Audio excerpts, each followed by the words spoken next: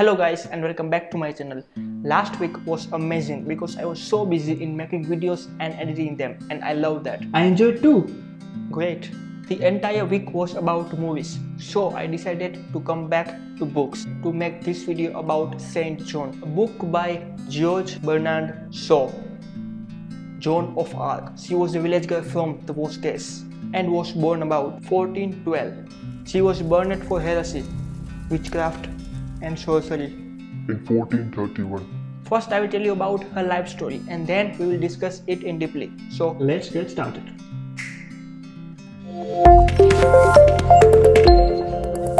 Alright, Saint Joan was a daughter of a farmer in Domremy. When she was 13 years old, she started hearing voices from St.Michael, Saint Catherine of Alexandria and Saint Margaret of Antioch. Her religious mother, Isabel Romee, developed in her a love for Catholic Church and her doctrines. Despite the fact that she was unable to read and write, she was never taught to read and write. France had long been torn apart by a violent struggle with England at that time. She was a national heroine of France and a peasant girl. She was also known as the Maid of Orleans. During the 100 Years' Wars, English were attempting to conquer France. At that time, Saint Joan was believing that she was acting under the divine guidelines, and she led the army in momentous victories at Orleans. The Crown Prince Charles of Valois was pursued by Joan to allow her to lead the army to the nearby village of Orleans, where it defeated the English and French allies Burgundians in a stunning victory.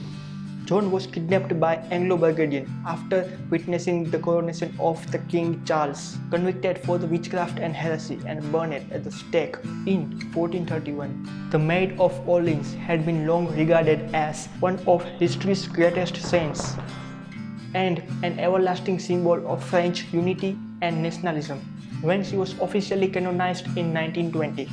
So it was the life story of Saint Joan. Now we will discuss some part of it deeply. Joan would have been one of the most unpleasant people in the history if she had been malevolent, greedy, cowardly, or ignorant rather than one of the most lovely. She may have lived as long as Queen Elizabeth if she had known that the effect she was having on men, whom she humiliated by being right when they were wrong. But she was too young, untrained and unskilled to possess such skills. If Socrates was this innocent at the age of 70, one can imagine how innocent Joan was when she was 17. Socrates was a man of debate, working on man's mind and calmly. But Joan was a woman of action, working on their body with furious violence. There is no doubt why Socrates' contemporaries put up with him so long, and Joan was burned alive when she was not even fully grown. According to G.B. Shaw, to put it another way, any book about Joan that opens with presenting Joan as beauty might be classified as a romance, because Joan's friends never claimed that she was attractive, whether in the village or at the court or in the camp. Even when they were trying to please the king by praising her, all of the men said that she was sexually undesirable, to such an extent that they thought it was Incredible. given that she was in her prime and neither ugly, awkward, deformed, nor disagreeable in person.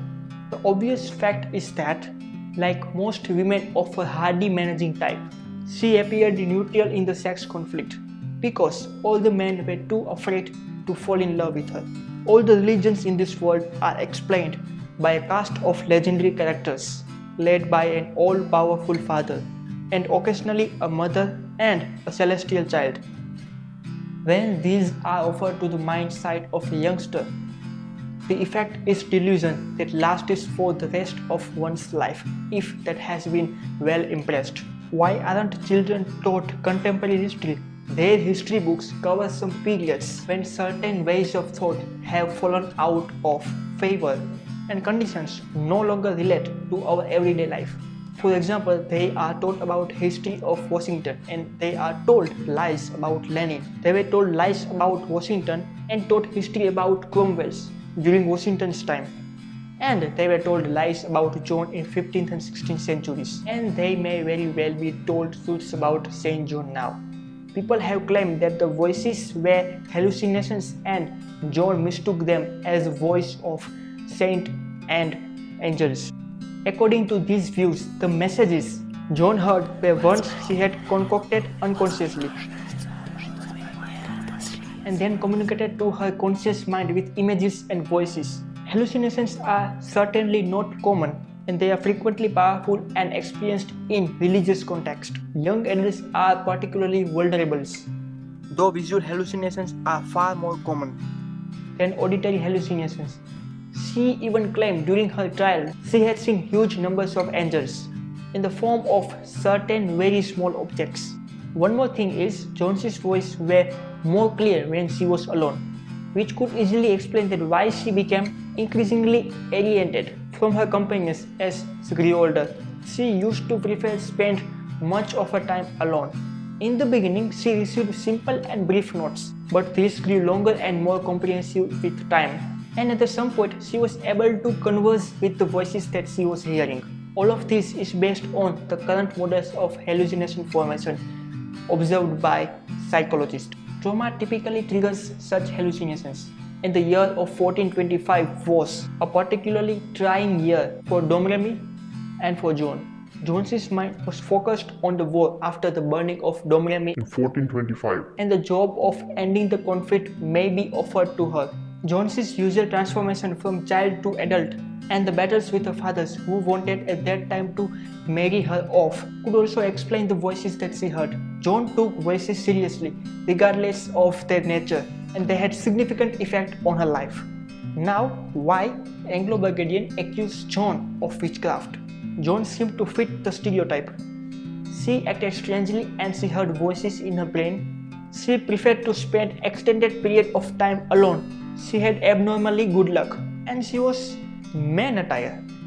Not only the clothes, but she was leading the army and was fighting in the war. She used to counsel male authority figures, even the king. Joan therefore joined a long line of women throughout the history who have been labeled as witch, for attempting to break free from gender established rules. While some authorities looked the claim seriously, others did not. Jones's support based on the French commoners became weaker, which was largely a propaganda operation. So guys, if you are interested to know more about the life of Saint Joan of Arc, you can watch movies also. You can watch two movies that are based on the life of Saint Joan of Arc. The first is Saint Joan of Arc, which was released in 1948, and the second one is The Messenger, story of Joan of Arc. And if you are a fan of board games, then there is a board game based on the life of Joan of Arc. That is Time of Legend, Joan Arc. Though I haven't played it, but I just found that on the internet. So this is it for today's video.